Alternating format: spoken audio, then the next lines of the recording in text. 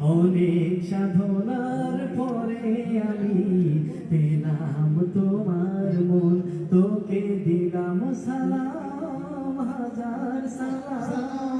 সকল শহীদ স্মরণে আমার হৃদয় পিঞ্জিরার পোষা পাখি রে, আমার কান্দাইয়া পাবি সুখী, নয়তো কারো জীবনের গল্প আছে বাকি অল্প অল্প করে জীবনে, চাই না কিছু আর কথা দাও তুমি আমার বুকের মধ্যেখানে, মন যেখানে হৃদয় একটাই না, সেই আয়নায় তোমার মুখটা ছাড়া কিছুই দেখা যায় না। বাদাম বাদাম দাদা যা কি হচ্ছে?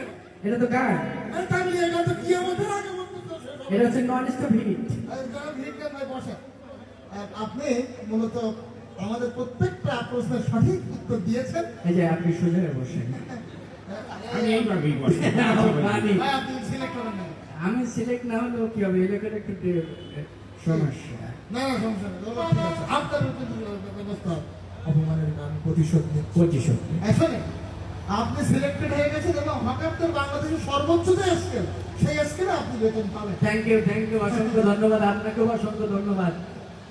যাই হোক, আর তবে ছোট্ট একটা সত্য আছে আমাদের, ছোট্ট একটা সত্য, সেটা আবার কি সত্য?